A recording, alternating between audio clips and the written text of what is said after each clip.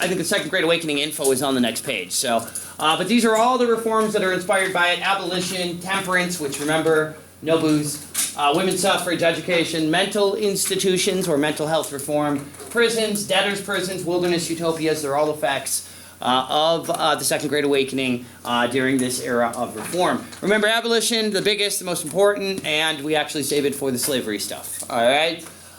Temperance. Remember why we're a bunch of alcoholics, and remember alcohol consumption was very, very high. And the American Temperance Society formed, right, to try to convince people to drink less, right, or to give it up altogether. Their greatest success, remember, are at the state level. They passed a series of state laws. The most famous is in Maine. It's called the Maine Law.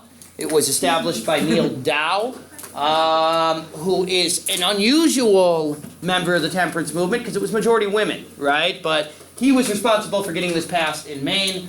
It just shouldn't surprise you, he was a descendant of Puritans. Alrighty, so, anyways, the other very, very, very famous incident was the book, 10 Nights in a Barroom, and what I saw there. Remember, it's the story of the bar that pops up in a town, and within 10 days, the entire town has gone to hell. Alright? We go from this perfect, peaceful place to this town of drunks and violence and all these negative issues. And it's, of course, exaggerated, right? But the point is, it's supposed to show you the effects of alcohol to encourage people to embrace temperance. Results, we do see a reduction in drinking, particularly by women. Not surprisingly, women led the movement. All right. Secondly, there is less consumption per person than there had been before, although I don't know if you remember those charts. We were still drinking a lot of booze. All right.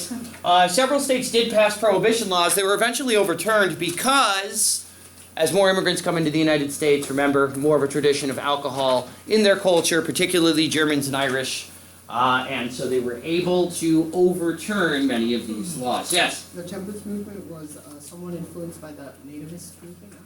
It was partly influenced by nativism. Yes, it was, right? There are some nativists who are going to be part of the temperance movement because they thought it would be a way, right, yes, to encourage these immigrants that are coming in to assimilate, adapt, blend, which meant to drink less booze. All right?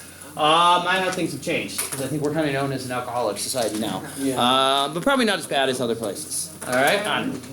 Ireland, yeah. Anyways, women's rights, women's issues. Now, please remember, this is the era where women's rights really begins, right? But they're obviously not going to achieve their greatest gains during this time. These are the trailblazers. These are the women that paved the way for the big gains to come after World War I. All right? Why? Remember, because women essentially have no rights during this time. They are legally the subjects of their husbands, remember? So they're essentially the possession of the property of the hubby. Remember, husbands can beat their... It's essentially how the... husbands could beat their wives, remember, legally. Yeah, the rule of thumb, remember, right? As long as the beating stick wasn't longer or bigger than the width of your thumb, all right? Then it was perfectly legal.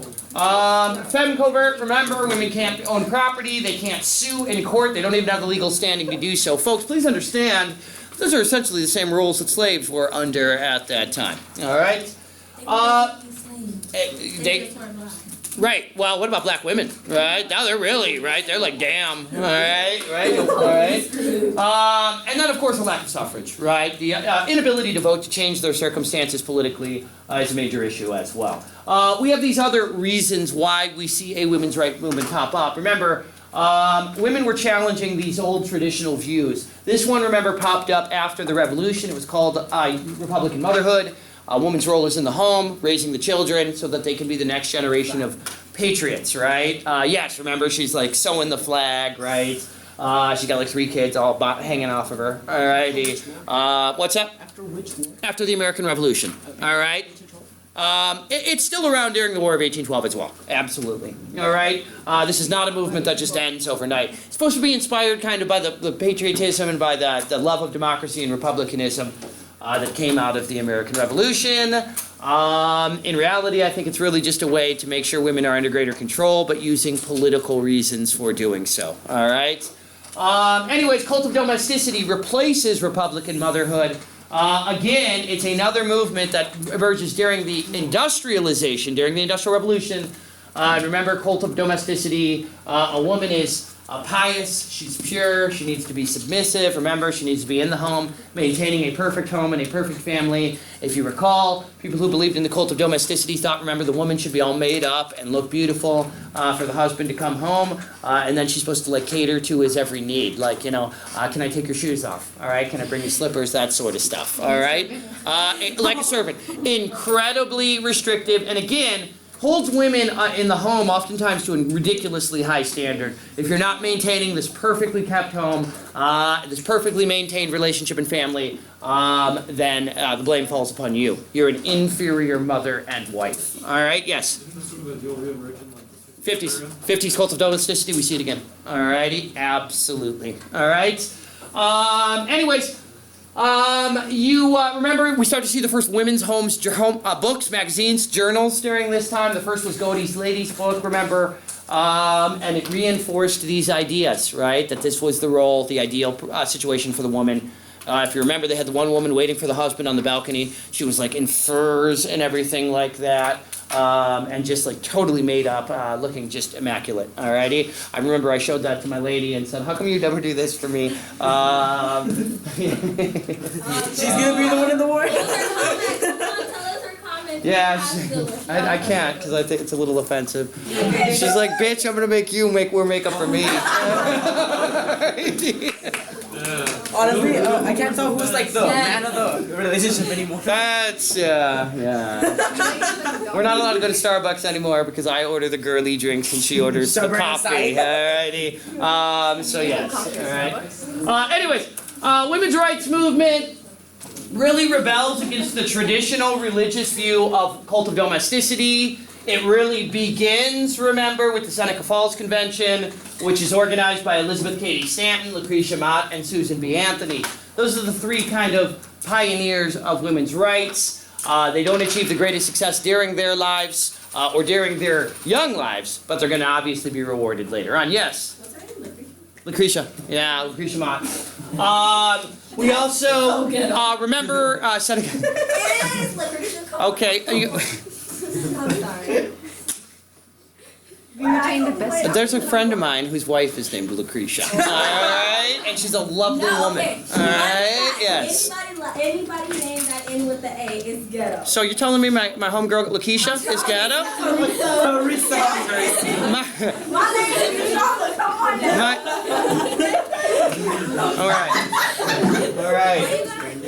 Alright. Brenda! Alright. Hey, what's up, Estella?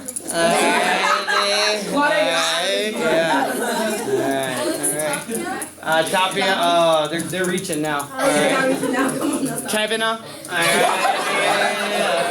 Alright. Anyway, hey, Lucy Stone, Amelia Bloomer, Sarah Grimke, also lesser known women's rights advocates. If you remember Lucy Stone, her followers were known as Stoners, and they were particularly militant, all right? They were very aggressive. She's almost like, hey, I bet you they got she... 420. Would you stop? All righty. And if you remember, the Stoners were kind of the trailblazers, hey, for Alice Paul, remember, the more militant 1920s suffragette, all right? Amelia Bloomer, remember, she revolutionized the bloomers, the pants, all right? She said women don't have to wear just dresses or skirts anymore. They can wear kind of pants or shorts-like attire, like men would. So she's kind of rewriting or redefining what traditional women's garb is, especially in public. And then Sarah Grimke, her and her sister Angelina, were unique because they were women's rights advocates at the same time that they were Southerners who opposed slavery until they left the South eventually. Alrighty. Again, women's rights gets overshadowed by slavery. It's an issue that gets dominated by abolition, since abolition really picks up steam during this time. Again, results. Well, hey, although we don't see the big results that we were hoping for, like suffrage, women do start to go to college more, and that is the key. When women start to attend college more, they're going to achieve higher educations, receive generally higher level jobs, and that's how they're going to fight down the road for greater equality and rights then. All right? And some states do allow women to start owning property. So we start to see small gains for women, even if the big ones, the major ones, no longer emerge. Hey, please remember at Seneca Falls what the ladies did, especially Stanton. Remember, they used the language of the Declaration of Independence, right? To point out, again, that women were not receiving the same rights or benefits. Yes. Like milk. MLK. Yeah, like MLK. Yeah, like milk. Yeah, like MLK.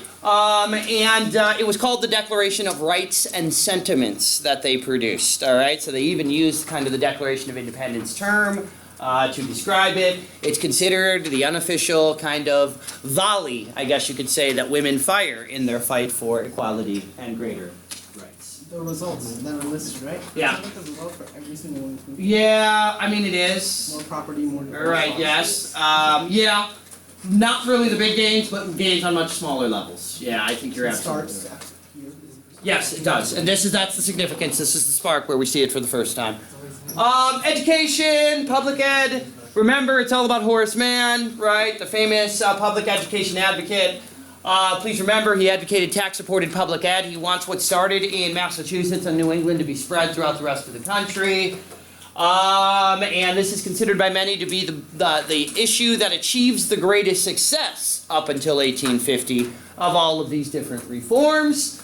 Why do they want to have an educated population? Well, there's a little bit of nativism in this as well. All right, they believe that it'll reinforce the existing social order. What they meant was there would be less likely to be massive social change or upheaval.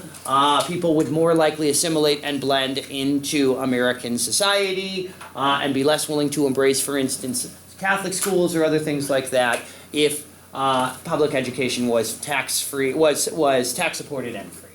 Alrighty. Also, workers want education. They want it for their kids because they do not want their kids to have struggle to toil in the same brutal jobs that many American workers were struggling during industrialization. Suffrage as well, all right, is going to lead to demands for improved education. As more people in general, but especially as women are going to start to call for greater rights in education, we're also going to see improved education at all levels, starting at elementary. We did not have a lot of secondary schools during this time. We still have a bunch of people that are illiterate. We are not an educated society, but we're starting to at least start that process. Please remember Noah Webster and William McGuffey, right? The dictionary guy.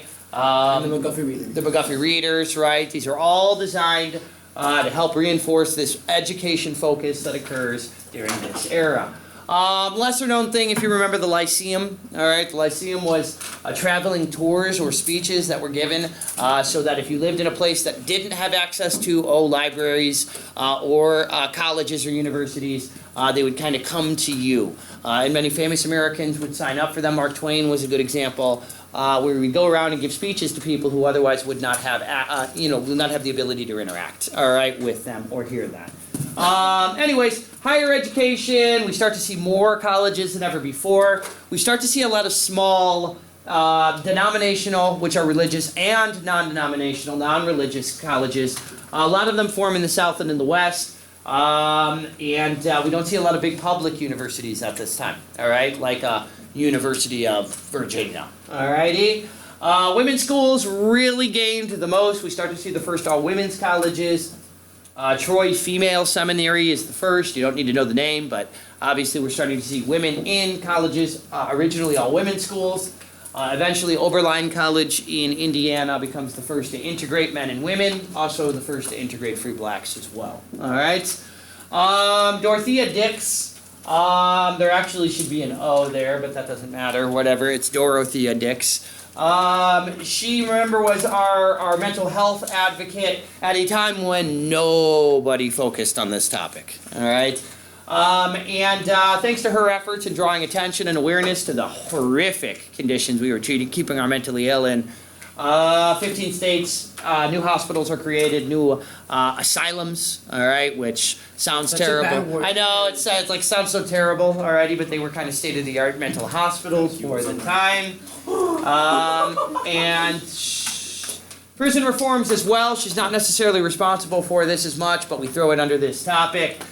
We start to see prisons focus on rehabilitation, all right, rather than just punishment. all of this is viewed as reforms in society to try to make individuals and groups more maybe productive or law-abiding than before. All right? Also, remember, they bring religion to prisons as well during this time.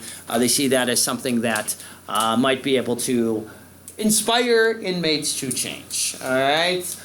Anyways, the American Peace Society, oh gosh, failure. They want an end to war. Remember, they're a pacifist society. They are inspired by these other movements, believe they could actually perhaps eliminate war in the future.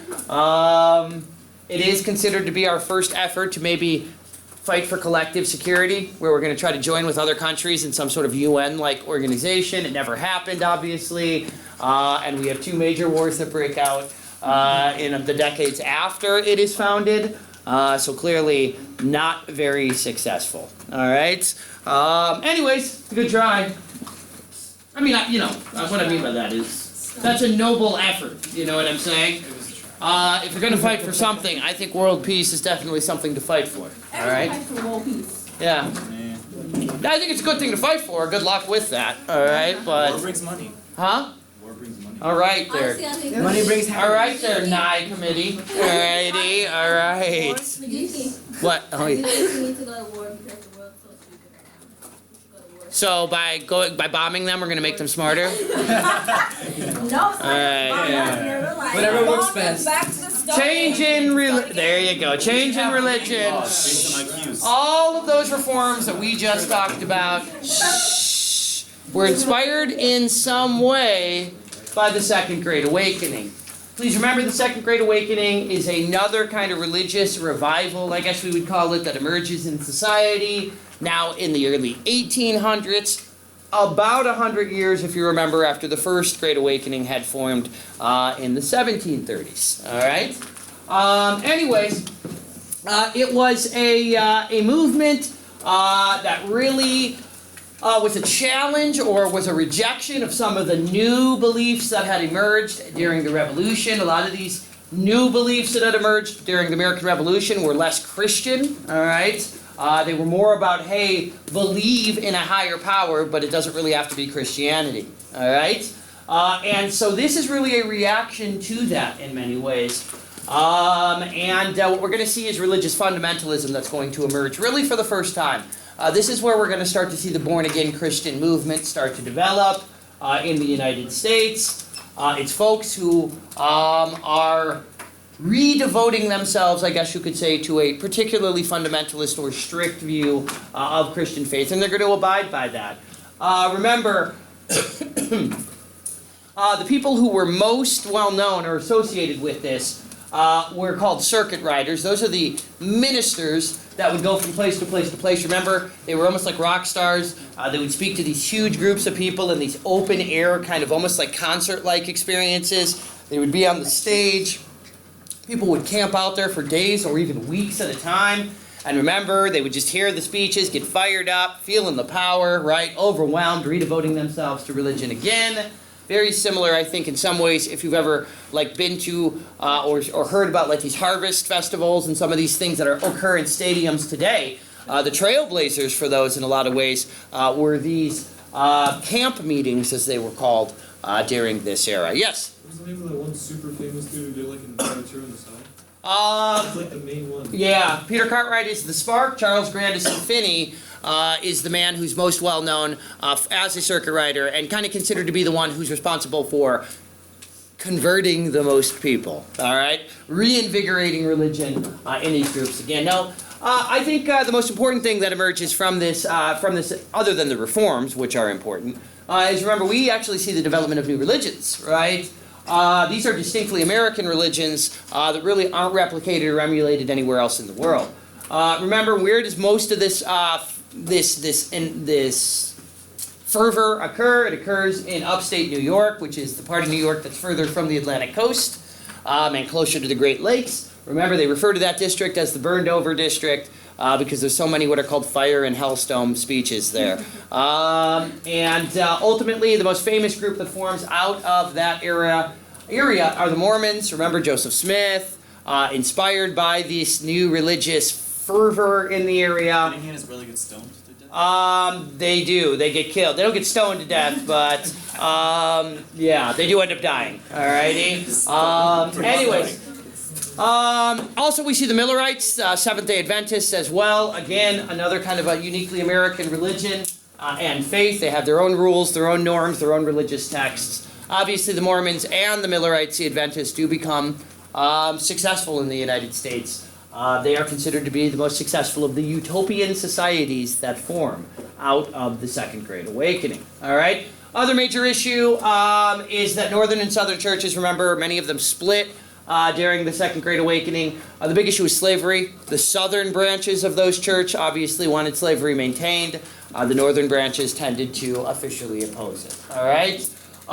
Again, the Baptists, the Methodists, the Presbyterians all split along geographic lines north and south. All right?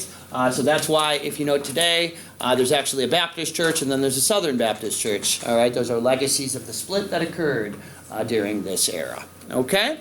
Anyways, wilderness utopias. I don't think we need to focus a lot on the details here. You need to know that they existed and what they were. They're the extreme example, remember, of Americans trying to create new perfect societies to eliminate the corruption, the greed, and the discrimination that they believe existed in society.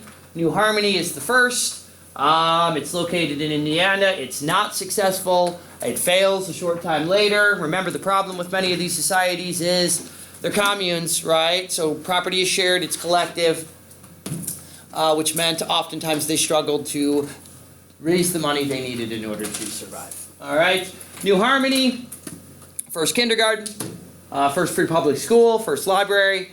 Ultimately, does not last very long.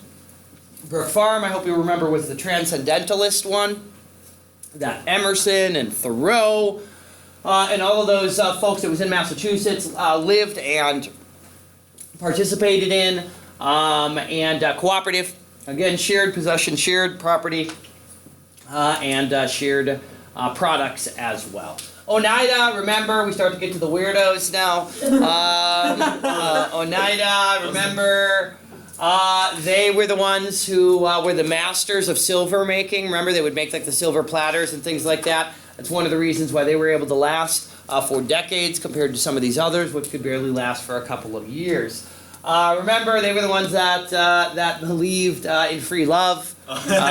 They practiced early versions of birth control. And remember, Coitus interruptus. Yes, and they.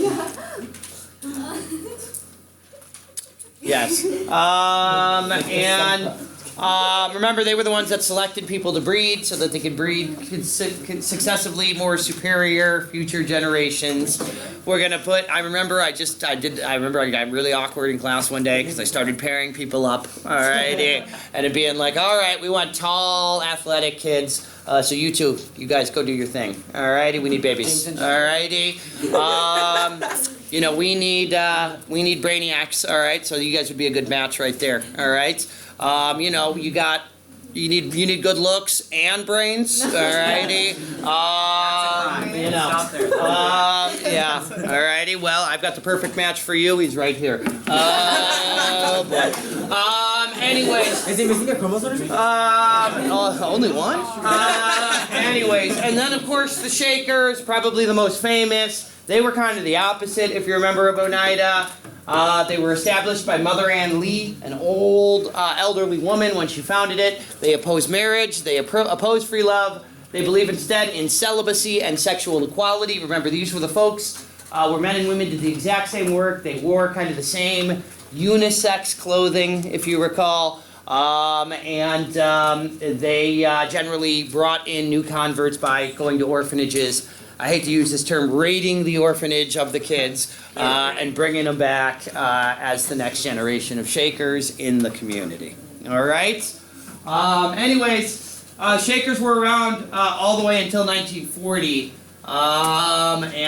eventually they too die out. Hey, the point of all of this is that these are considered extreme effects of the Great Awakening. These people really take the messages of the Great Awakening, instead of just creating a new religion or breaking away from their church, they develop these new societies in the wilderness where they almost try to recreate a new, almost like a new Massachusetts Bay, almost like start over, and this is going to be the new start of American society. What's that? Yeah, it's really in a way a synthesis point. If you did want to synthesize it with kind of those early colonies like Massachusetts Bay, the city on a hill, right?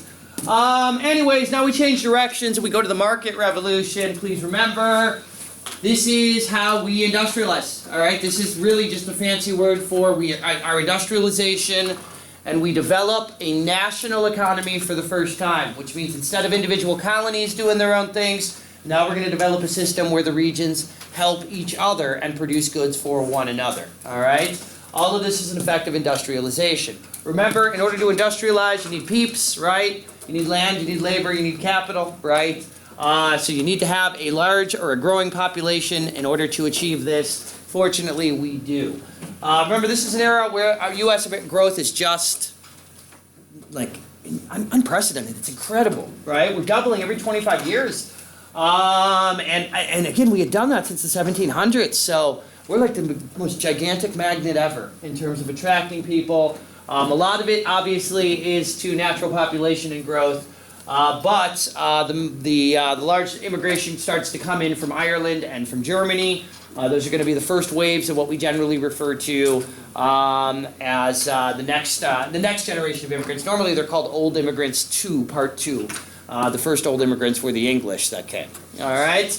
Anyways, why? Remember, the Irish are working jobs in inner cities and on railroads. The Germans, remember, oftentimes buy small farms in the Midwest. And that's why those groups are particularly strong in these areas today. Yes?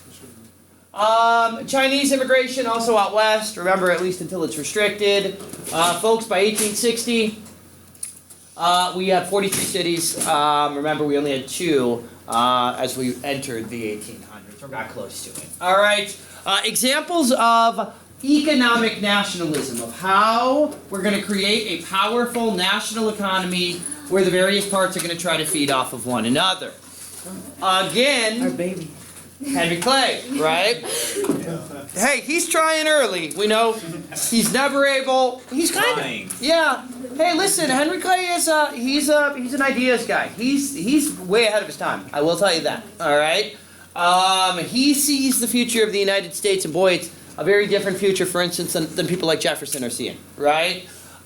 Anyways, all of these are attempts to create this national economy. The Bank of the United States, remember, we need the bank, he says, in order to protect our money and in order to help our economy grow through loans and other investments. The tariff, remember, the tariff is not just a revenue generator. The tariffs during this era, 1816, 1828, 1832, they're protective tariffs that are designed to protect American business so that it can better compete with other industries around the rest of the world. Internal improvements, remember, would better link the regions of the country together. The problem, of course, those presidents during that time veto internal improvements. Yeah. When did they stop calling it tariff? Well, I mean, we still have tariffs today. Alrighty, we do have a few tariffs. They're usually small. All the tariff is an import tax, a tax on an import coming into your country, a good. All right, so we still use them, even though we don't really depend on them nearly as much as we used to. All right, the Industrial Revolution. Remember, trick. It starts in textiles. Railroads are the big key. It's based on iron and coal in the first half of that era. All right, where does it start? It starts in New England, and remember, it starts with textiles. Samuel Slater, the father of the factory system, remember, he sets up the earliest factories in New England. Remember, he was the dude that stole the blueprints from the factory he worked at in England and brought him over to the United States. He literally rebuilt the factory bit by bit by bit. Yeah, that was illegal. He did it anyways. was smart. Lowell, Francis Cabot Lowell, remember, he's the first guy to build Lowell. Yeah, Lowell. Yeah. He is the first to build a self-contained factory where all production is done under one roof. Anyways, this is a massive change. Now we're going to see all of the production done in one building, one factory. So we start to see copycat factories pop up all over New England. All right. Remember, originally he uses the Lowell girls. He doesn't use the Lowell girls. He employs the Lowell girls. They are farmers' daughters and usually unmarried girls or young women. They later on are going to be replaced by immigrant labor. Maybe our first group of American workers that were ever replaced by immigrant labor because you could do so and pay them a little bit less. What was that? That sounds so wrong. It does, I agree. Sewing machines obviously revolutionized textile production. Remember, Americans are really responsible for the development of the sewing machine, and that obviously skyrockets production of textiles in this country. Other major inventions you need to be aware of: Eli Whitney with interchangeable parts. Remember, now machines are not going to be broken down and unable to work. We can fix them really quickly, get them back functioning again. Charles Goodyear, vulcanization of rubber as well, so that we can start to synthetically produce rubber. Is that Goodyear wheels or? Yeah, that's Goodyear tires. That's the man responsible for the Goodyear blimp and Goodyear tires. All right. Do we still use rubber trees? They're around, but we don't really use them. Almost all rubber that's produced today is now produced synthetically. This vulcanization product that we are using, or this method, almost none of it comes from the rubber trees anymore. All right, we can produce a synthetic product that's technically more durable and viewed as better. All right. What do we see as the effects of all of this industrialization? Well, work moves to the factory from the home. You see the end of skilled laborers for the most part, replaced by unskilled laborers in factories. We see the emergence of cities, the growth of cities. Now people are flocking to the cities, right, to take those jobs in the new factories that have just popped up. Yep. I don't always understand how the skilled workers get replaced by the immigrant workers, but then they end up becoming skilled workers because they learn how to do it, then they get replaced. True. I think as you bring more machines into the process, over time, the skill decreases, all right? So I think the first workers were probably the most skilled. And then what businesses realize is, hey, I can bring in workers with less experience or less training, and the machines will make up the difference. So I do think as time goes by, even the quote-unquote skilled workers are less skilled than they used to be, which means they're less valuable to the company, all right?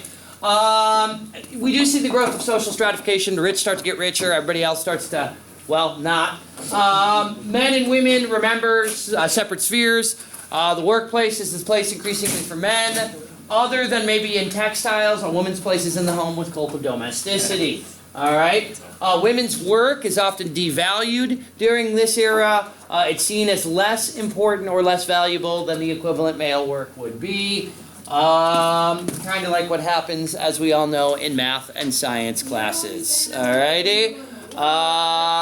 Yeah, we all know that, right? Math and science classes, teachers, without realizing it, give preference to male students in those classes when it comes to grading, when it comes to calling on people, when it comes to the level of detail, for instance, or expectation in assignments. You know who the biggest problem is with that, interestingly enough? Female teachers, all right? Isn't that interesting? And they don't even realize they're doing it. Women teachers who think that they're all about equality and feminism subconsciously give preference to boys sometimes in classes. All right? It is? Yeah. I just read the new evidence on it. They revive it again. I think it happens less than it used to, all right? But anyways, craft workers, remember skilled workers, they really lose their value. They kind of slowly start to die out here.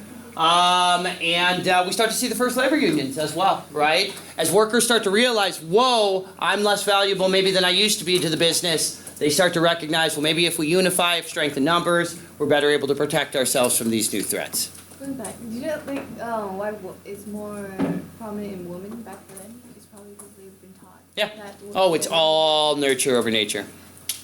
Alrighty. I think it is, absolutely. I didn't get this inside joke. Well, that's their psychology shirt, nurture over nature. Oh. Alrighty. Again, we start to see the emergence of labor unions. They're first called working men's parties. They make sense. If a worker, you're feeling threatened, right, or less valuable than you did before, you're probably going to team up with other workers to try to unify your cause. All right. I had a number of students today that came to me individually because they were really frustrated with their particular math class and with a particular math teacher. And I simply told them over and over again, if you have a problem, then you report it to the people, in administration. But it's better if you do so with more people, right? Because if it's an individual that complains about something a teacher did, What's wrong with Lance? I didn't say Leonza. I love Lance. If there's something wrong, they're going to say it's an individual, right? It's your problem, right? But if more people go in, they realize maybe it's a more systemic problem. That's the same basic idea with labor unions as well, strength in numbers. The first case that ever allowed labor unions to form peacefully in this country was Commonwealth v. Hunt in 1842. That was not a federal law, just so you know, or a federal decision. That was a state court decision in Massachusetts. Okay, transportation is another part of the Industrial Revolution. Remember, why do we start to build transportation networks? So that the East Coast can get all the goodness from the West, right? Pretty much like today as well. Alrighty. Anyways, turnpikes and roads are the first movement, the first revolution. It starts in 1790 with the Lancaster Turnpike. Remember, they're like the closest thing they have to a paved road. It's more like a gravel sort of substance, but remember, they build the national, it leads to a boom of turnpikes and roads being built. Remember, the national road is very significant. It's the first cross-country road that we develop.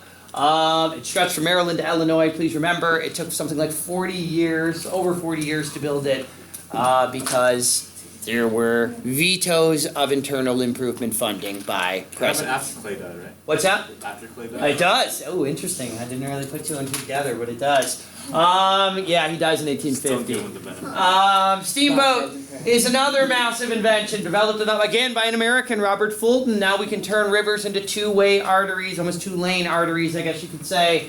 And of course, that leads to our second big transportation boom, canal building. That occurs largely in the north, especially to connect the Great Lakes with the East Coast. We see new cities in the Midwest like Cleveland, Detroit, Chicago that pop up along those canals. Most famous, of course, the Erie Canal, the big one in New York, yes, that was funded by the state because the feds wouldn't help. Railroads also become increasingly important as well.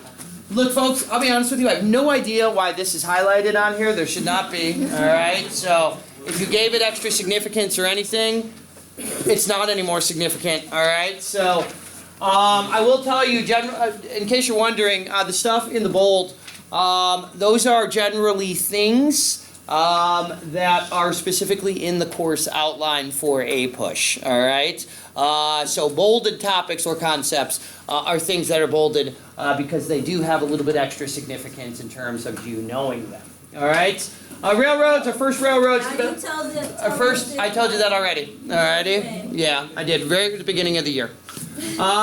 Anyways, the railroads form as well. The B&O is the first. It forms in 1828.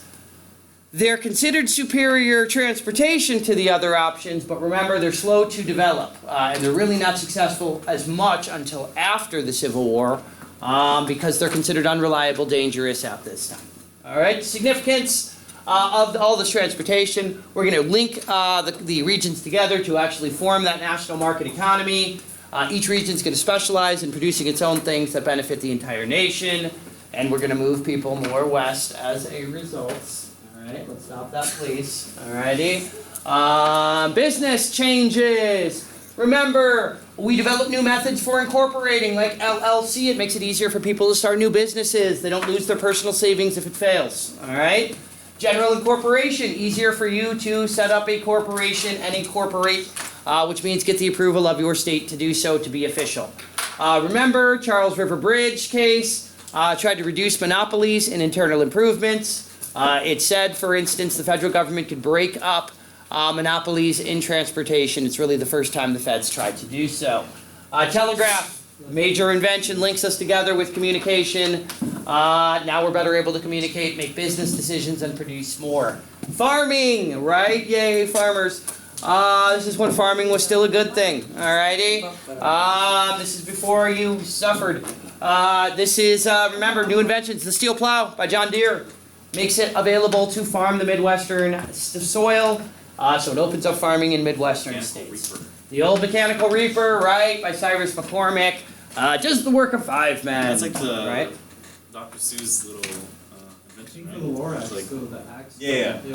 Okay. Yes. Please don't use that as a synthesis point. Transportation. Lorax. Huh? Yes. Right. Yeah. I know. Yeah. No. Transportation rep. Somebody tried to synthesize something with Star Wars today to me. All right. That doesn't work. All right. Anyways. Right. Oh. That's well played. Anyways. Why do we see again, the significance of farming? We're going to start to see farming shift over from subsistence, where you make it for yourself. We're going to start to see commercial farming develop, where people are growing cash crops for profit. And that really is an effect of this mass farming we start to see emerge. In summation, yes, sir? Cash crops start in Virginia. They do. What we're saying is, hey, from this point forward, you're really seeing the focus of agriculture change. Now, instead of just being located in the South where you're growing those cash crops. At a charge. At a small fee, yes. Is it still recording? Is it recording, Les? I mean, they're pretty. Leslie's dumb. All right, immigration, while Leslie's figuring it out there, and while Mr. M's doing the same, I'm charging again, so I'm back on. Anyways, immigration. Hey, this is our first major period of immigration in the United States. Oh yeah, we're going strong.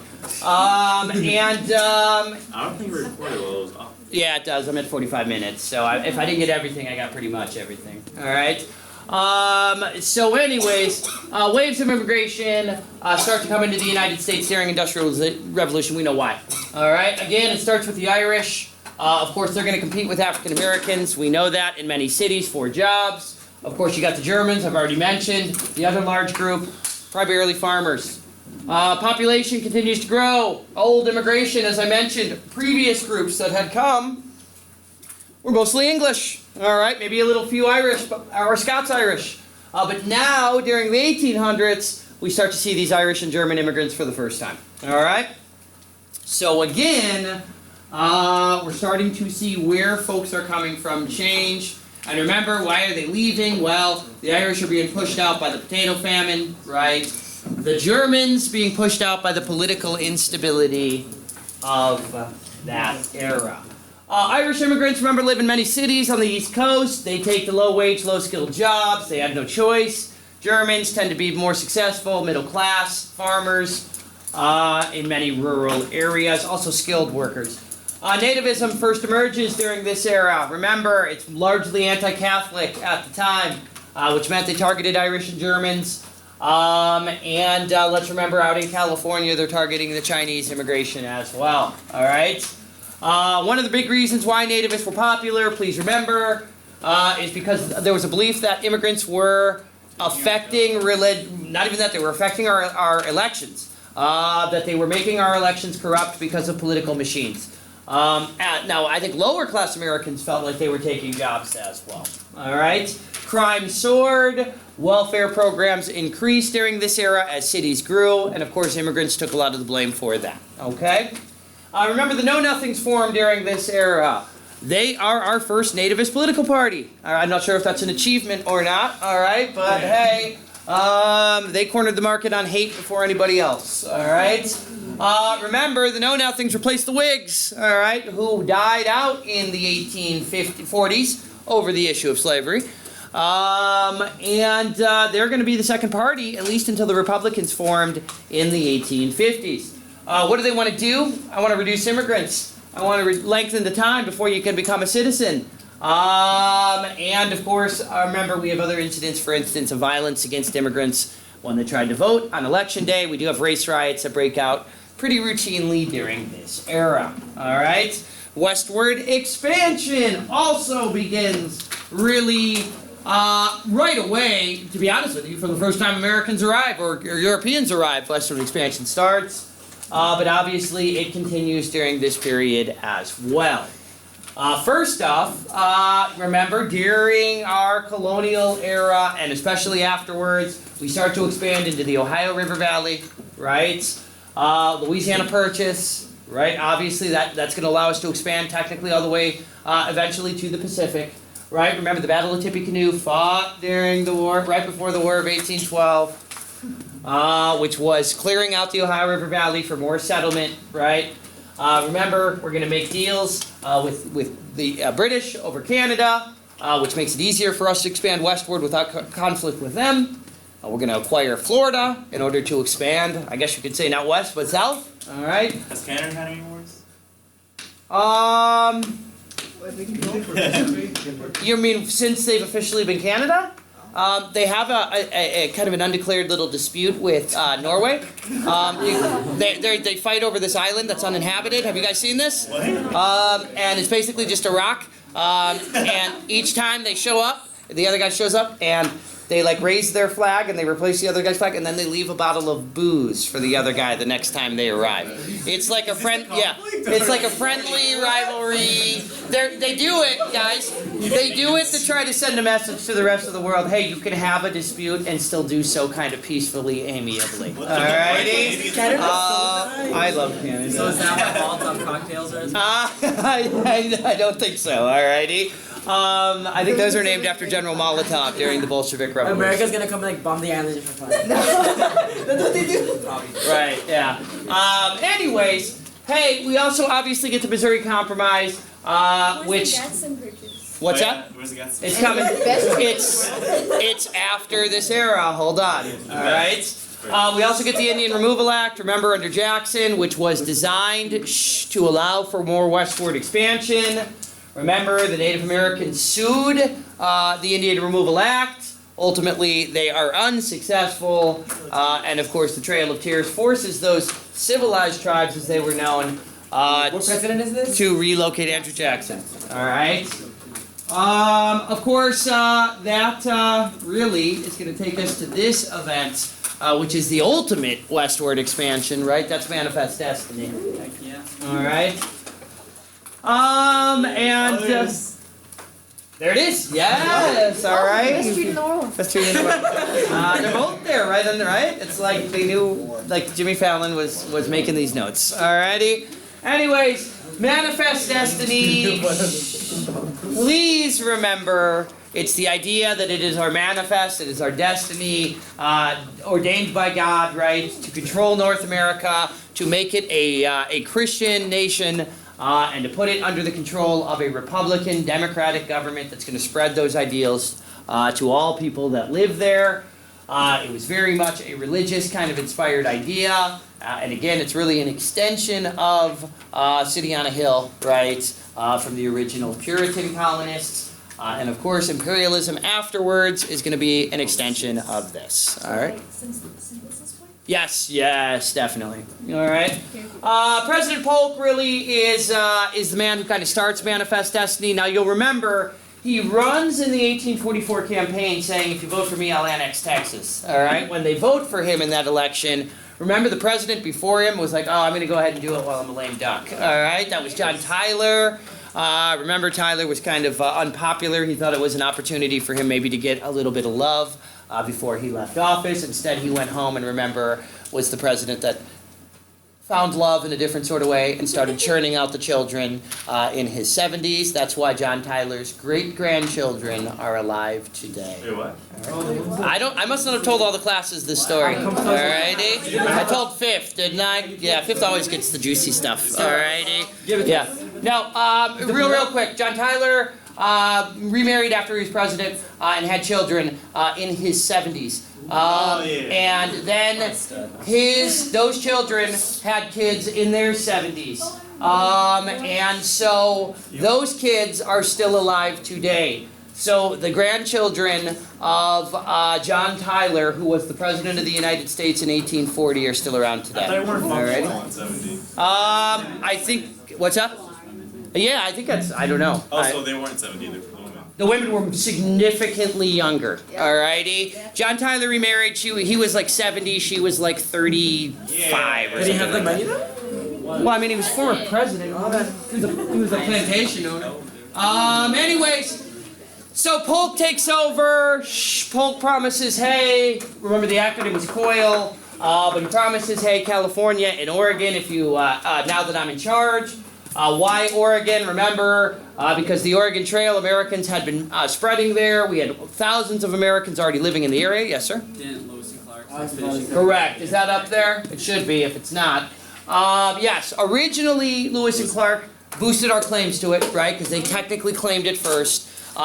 Remember, we had a massive fur trading empire there, led by a guy named John Jacob Astor. So that boosted our claims to it because we had the fur empire in that area, not the Canadians, not the Brits. And we had thousands of peeps there. They had a few hundred at most. Ultimately, remember, we had talked about 54-40-year fight. We were going to take it all, Polk had said, all the way up to Alaska.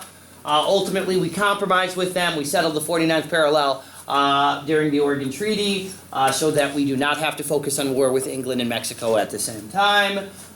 Because the Mexican War heats up at the same time, largely over California. We want it. We said to John Slidell, remember to Mexico City, to try to buy it. The Mexican government said, screw you. We're angry about you over what you did with Texas when you annexed Texas. And so ultimately we provoke a war, right? That is, of course, the Mexican War or the Mexican-American War. How did it start? It was a border dispute. Remember, we send our army down into that disputed territory, and then we provoke a fight. Polk, why? Because Polk was angry. Remember that Mexico wouldn't sell us California.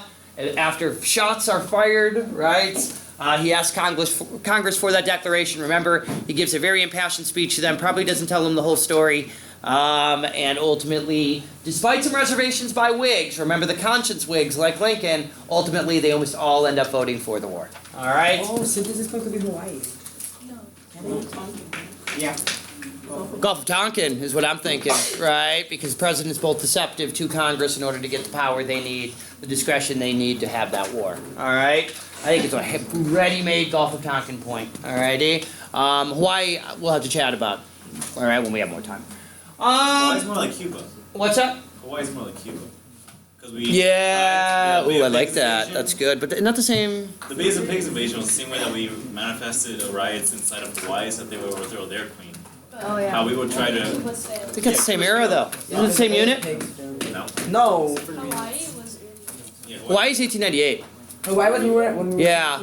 Cuba, I mean, when we start having American sugar plantation owners, they're there in the 1850s. Alrighty. Remember with the Ostend Manifesto, we tried to buy Cuba, if you recall. He's talking about the Bay of Pigs. Yeah. Oh, Bay of Pigs. Okay, that would work.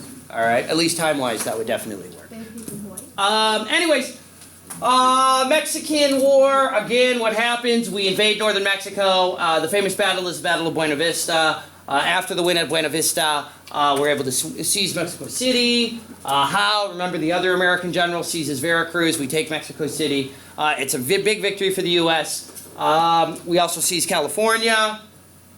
Treaty of Guadalupe Hidalgo. Remember, we received the Mexican Cession, which is all that land out west, including California. Of course, short time later, the Gadsden Purchase, in the hopes that we can build a transcontinental railroad, right? The best. And then, of course, let's not forget, the last probably example of manifest destiny is when we purchased Alaska after the Civil War. Right? Yo. What was that one purchase up towards the 49th parallel? That one we took from Britain because they're like, oh, we just have it. And they're like, Convention of gold, 1818. the gold one. It was iron ore. Alrighty, yes, it was iron ore. It was a convention of 1818, which, what's that? There was another name, Webster. Oh, what you're thinking of Webster Ashburton? Ashburton. That's slightly different treaty. I will tell you that. Alrighty, Webster Ashburton solidified our boundary east of the Webster Great died Lakes. At Alrighty, the Texas thing, right? David Crockett. that's Davy Crockett. Alrighty, not Daniel Webster. Daniel Webster died a short time after Clay did, after their famous. Okay, slavery. Alabama. The guy who did the Alaska Purchase. Yeah. Seward, was also the guy with the Navy, like expanding it or making it bigger. No, that was Alfred Thayer, man. Alrighty. Seward is the Secretary of State during the war. He's also one of the guys, that John Wilkes Booth and his fellow plotters tried to assassinate when they killed Lincoln. Alrighty. Anyways, slavery, slavery is an important issue. The end. No. Hey, the slavery issue obviously heats up tremendously. What's that? Yes, right. Slavery heats up tremendously when the cotton gin is invented. Leads to the development of King Cotton, right? What that means, of course, is that by 1860, close to 60% of all products we sent overseas was cotton. So we become a King Cotton or a cotton society. We have 4 million slaves at a time, remember, when a lot of folks thought slavery was dying out previously, before the cotton gin.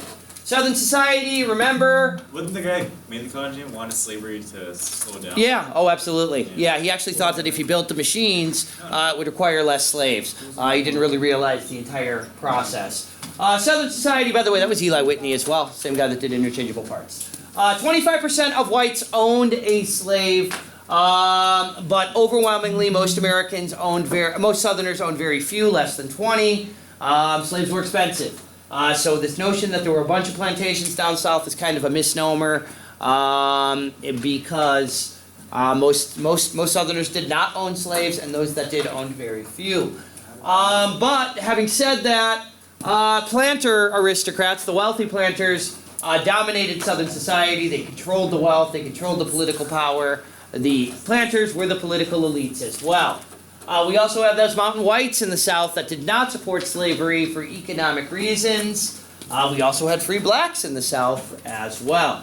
Speaking of the South, remember, we can almost break it up into 3 parts, right? The border, the middle, not yet. The border, the middle, and the lower.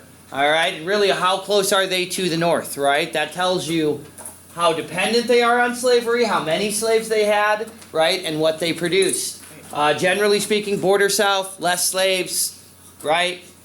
Producing more tobacco, less cotton. Alrighty? Middle South, more of a blend, more of a mix, and more slaves than the border regions. The lower South obviously had the most. That was called the Cotton Belt or the Black Belt, if you remember. That was the area where slavery was worse, where it was most widely practiced, where the most slaves were located, and where the punishments were the harshest. Missouri Compromise, we already know what it is, what prompted it, and what it did. Alright? Slave revolts. Alrighty? Gabriel Prosser is our first major, well, the Stono Rebellion is our first slave revolt, right? But during this era, we have 3 other major slave rebellions. Someone said I'm a slave, but in the north, so am I still a slave? That's Dred Scott. You're a little ahead here. Alrighty? Gabriel Prosser, failed conspiracy or failed rebellion. Denmark Vesey also tried a slave rebellion, also failed. Would have been the largest had it actually occurred. It was found out about before it could take place. And then, of course, the most famous slave rebellion was the Nat Turner Rebellion. That actually did break out. 50 whites were killed in the furor or anger by the slaves that were trying to escape. Ultimately, if you recall, Southerners became increasingly fearful with each of these rebellions and cracked down even harder with punishments on slaves after each successive one. Correct. Well, that's after. Yes, that is. Yeah, it would have been slave codes at this time. Correct. Abolition, remember, is slow to form in this country. And please remember, the first abolitionist movement was the American Colonization Society that actually wanted to send free blacks back to Africa rather than keep them in the United States. All right? Their attitude was, hey, after they've been slaves, it's going to be difficult for them to be able to assimilate and kind of have a strong relationship with their former slave owners. Right. Marcus Garvey. It's the Marcus Garvey revives this idea, this back to Africa idea, all right, about 100 years later. Alrighty, so absolutely yet another synthesis possibility. Of course, really, the major abolition movement starts with this man. I mean, I don't want to hate on the American Colonization Society, but I don't really consider them full radical abolitionists, like right? The Niagara Falls movement. Like the Niagara movement, you're thinking, right? But they were. I think you're thinking more of Booker T. W. Du Bois. All right. Did he also advocate? He's the guy that does that. No, he didn't. No, Marcus Garvey. Anyways, shh. You need to know William Lloyd Garrison. He is kind of the father of the modern radical abolitionist movement. Remember, what does he call for in his very famous publication, The Liberator? Complete, Immediate. immediate ends to slavery, right? No compensation for the slave owners. They're the bad people. They're the evil ones. They shouldn't be rewarded for having had slaves. All right? As his message spreads, others start to become more involved. The American Anti-Slavery Society is the most well-known organization that practiced radical abolition. Yes, sir. Which one was the guy that was criticized for saying that we should have separate societies? They should be segregated still, but we should work on improving the black community. Booker T. Yeah, Booker T. Washington. Yeah. Again, 1890s. So that's technically after the Civil War is over. Alrighty. Anyways, Theodore Weld, famous famous abolitionist author. Wendell Phillips, remember, is considered the great orator. They called him the Golden Trumpet.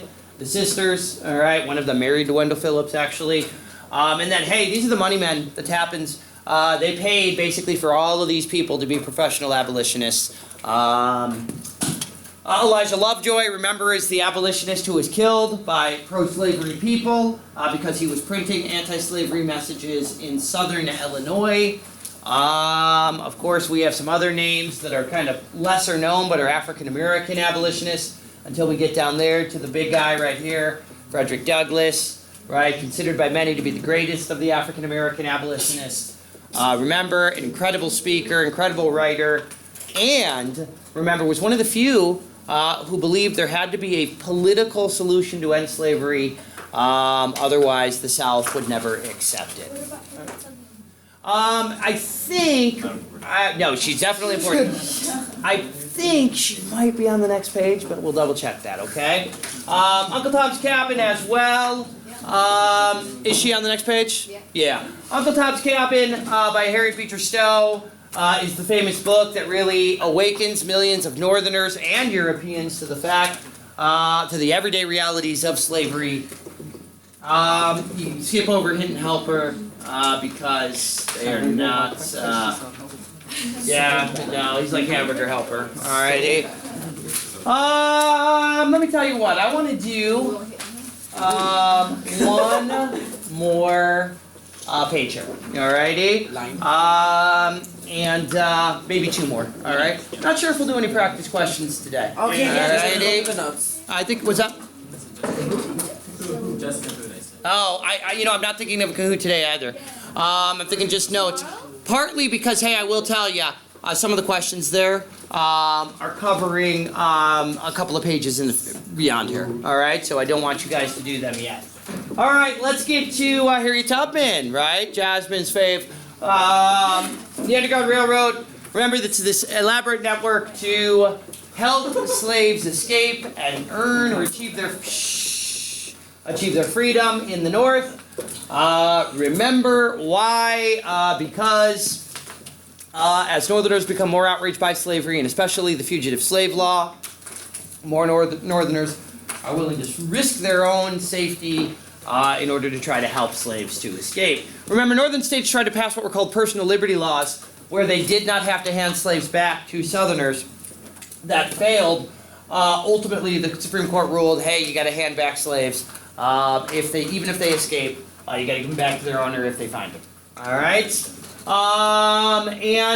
Hey, pro-slavery. We start to see pro-slavery apologists emerge. Southerners who tried to defend slavery say it was a positive, say it was a good, not only for the white person but for the slave.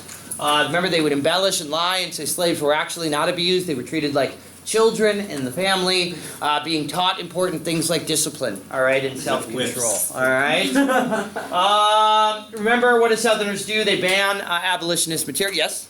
Would child labor still, like, is it acceptable? I don't think so. Because, like, Yeah, children, I hear you. I don't think you can equate child labor to a slave situation. but they call them I'm totally with you. All right. Well, first off, that's the Southerners that are doing that. Can you make Alrighty. sentences with like Huckleberry Finn? I mean, it's not an actual historic event, but you could make a synthesis point using something about Mark Twain. All right. Anyways, where are we at here? Wilmot Proviso, 1848.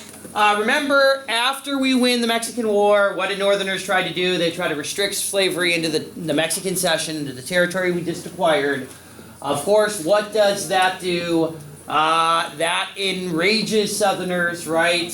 And ultimately, remember, we're going to get our compromise of 1850. Remember, the memory device was Pop Fact. What's up? Yes, he does die. Yes. All right, everybody does. Jasmine. Part of the compromise. We're going to get popular sovereignty. First off, California was a free state, if you remember. Popular sovereignty in the rest of the Mexican cession. We're going to get a stricter fugitive slave law, right? We're going to abolish the slave trade in Washington, D.C. And again, California and Texas, California free state, Texas doesn't have to pay their debt back.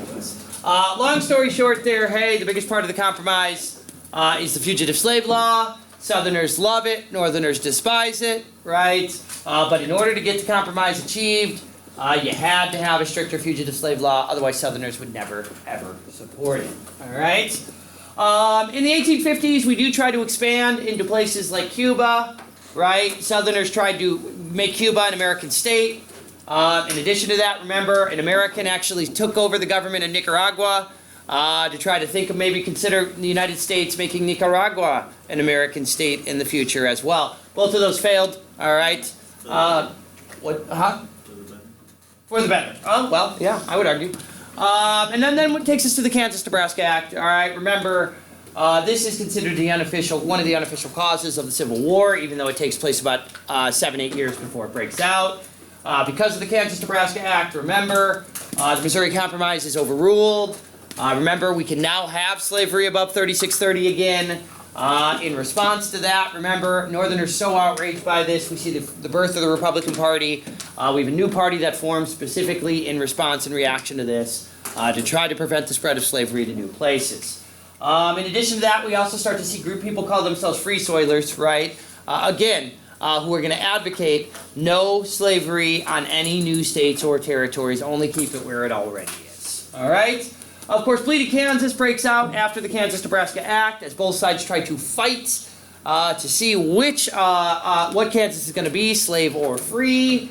We also get the Brooks-Sumner affair. Remember that one, right? Where Preston Brooks canes Charles Sumner over the dome because of a dispute that the two of them have over slavery and whether Sumner disrespected South Carolina. All right? Dred Scott case. Remember, the court rules in Dred Scott that slaves are property and will always be property. So even if they are in a free area for large periods of time, or even if they've been quote-unquote granted their freedom, that they can be forced back into slavery again. All right? Lincoln-Douglas debates. Remember, Abe Lincoln debates with Stephen Douglas, the man that created the Kansas-Nebraska Act, for the Senate seat in Illinois. Douglas wins the election, but Lincoln becomes a household name thanks to these debates, and for kind of embarrassing Douglas. Ultimately, we get the John Brown attack on Harper's Ferry, which again results in Southerners now becoming more paranoid, and now they actually start to build up militias and military forces to protect themselves as we inch closer to war. The election of 1860, of course, is when Lincoln gets elected. Now remember, southern states like South Carolina immediately seceded, right, after Lincoln's victory. Other states like Virginia, the Middle South, remember, are going to wait at least until Lincoln used force after Fort Sumter. All right? So originally, it was South Carolina and the deep southern states that rebelled. All right? Yeah, I do want to hit on this page. Just the difference. African American culture. All right. Oh, by the way. Is it recording? Yeah, it is reporting. Did I ever hand out my little sign-in sheet around? Oh, hey, pass that around. Since I'm not going to do multiple choice today, I'm not going to have time to type your guys' name to make sure you were here. So put your name on that list so I do have a record of who was here today. Alrighty? And make sure it gets all the way around. I've been typing them out every day. Alrighty? So you know? Yeah. I have a little spreadsheet. Alright? Okay. African American slave culture. All right, this will be quick for us. So remember, African American slave culture is really a blend. It's a mixture, all right, of a bunch of different influences. Voodoo. Languages. Well, you're right. Voodoo, in a way, is an example.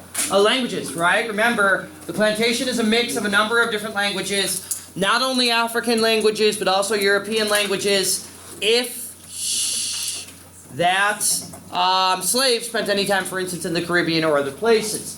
Also, a blend of music and religions as well. The idea that we have Africans that are united that come over as slaves is wrong. They're various tribes, various groups, usually the losers, the prisoners. We see blended family patterns. Remember, we see that fictive kin, extended families, large extended families, where, for instance, African Americans will refer to people, for instance, as uncle or aunt on the plantation, even if they're not related. All right? Do you guys remember that white chick who pretended she was black? And was like a member, her name is Rachel Dolezal. She's a white girl, but she impersonated a black woman and was like the head of the NAACP in her city until somebody investigated her and they talked to her parents, and her parents were like Forrest and Mr. Majewski. Alrighty, white. Alrighty. And they were like, yeah, I don't know what she's doing. She's white. Alrighty. She just thinks she's black or kind of acts black. And identifies as black. Anyways, I saw an interview with her yesterday, and this just happened a year or two ago. And there was a conversation between her and somebody on TV, and she was kind of explaining the reason why I identify as African American is because you can kind of be African American without really being black. Because of this tradition of the fictive kin. I thought that was interesting that she was at least familiar with it. Alrighty. Anyways, children, remember, are raised by their mothers. Moms often dominate the home in slave society. If mama's not happy, nobody's happy. Alright? And again, this continues even after slavery ends. Remember, almost everything on the plantation is passed down through oral tradition. You couldn't teach them to read or write. Illiteracy was commonplace. Slaves often got together, told stories at night, sang songs, sang hymns, particularly religious hymns as well. Remember, new languages actually formed on the plantation. Gullah, which is kind of a mixture between like Creole and Southern English. Pidgin, which is like a rudimentary, basic form of English that's spoken by someone who otherwise doesn't know the language, all right? And then Creole, which is a mixture of English, Spanish, and technically French as well, all right? What's up? Yeah, well, to be honest with you, have you ever seen the movie The Waterboy? With Bobby Boucher. Alrighty, that's probably the I reckon, I guarantee. Alrighty. Those people in the Louisiana area, we usually call them like the swamp people nowadays. Alrighty. Yeah, they do. That's what they call them. The Slytherin house, Harry Potter. The what? Slytherin house. Sure. I've never read any or seen any of it, but the Slytherin house. Alrighty, from Harry Potter. Alright, I don't know what that is. Alrighty. Anyways, religion, call and response tradition, right? One person sings, the chorus sings back. Think of African American churches, right? That tradition's still maintained today. That's in the movie where they're all singing. That's exactly right. Exactly, right? Religion in slave communities, often a blended version of Christianity. Those of you scoffing at Alex earlier, right? African traditions mixed in. That's how we see things like Santeria and Voodoo emerge. They're a mix of the West and African religion. Remember, sometimes slaves attended church. They were usually segregated churches. Christianity was appealing to African Americans because the messages about, freedom from slavery and escape from slavery were appealing. Equality under the eyes of God as well. Music, remember that rhythmic tradition. Again, call and response. You're going to see a lot of drum rhythms. You're going to see a lot of, oh boy, I always struggle with this word. Oh no, that's not I don't have to use it yet. Syncopation, right? Syncopation? What? Syncopation music? Yeah, right? I'm saying it right? Okay, very good. Anyways, slave owners banned drums, remember? All right, because they thought that there were secret messages being communicated by slaves through the drum beats. Clapping became popular, or patting juba, remember where you kept the beat on your body, right? Yeah, there you go, all right. Be careful if somebody's going to confuse you with King Kong. The banjo, very popular on plantations. It's funny because we associate the banjo with Southern society today. It was actually an African instrument brought over and used on the plantation. Yeah. Why did slave owners dress slaves if they saw them as animals? I don't think they necessarily see them as animals. Shh. They see them as property. All right. Which I know to you and me isn't much of a difference, but between them it was. I think that what their attitude was: dress them, have them behave like Americans, because it'll be somehow easier to control them. They'll realize, hey, they'll start to embrace ideas of civilization or society that way. All right. European fiddle also used. Call and response, very popular. I already mentioned that. And again, let's remember, music employed on the plantation is responsible for the development of blues. It's responsible for the development of jazz. It's responsible for the development of rock and roll. All right? All of those are the distinctly American musical styles. We would have no real distinct American musical tradition other than maybe bluegrass. You know what bluegrass is? It's like super folk country music. I love bluegrass. Alrighty. We like Bill. I love bluegrass. Alrighty. You guys are freaking haters.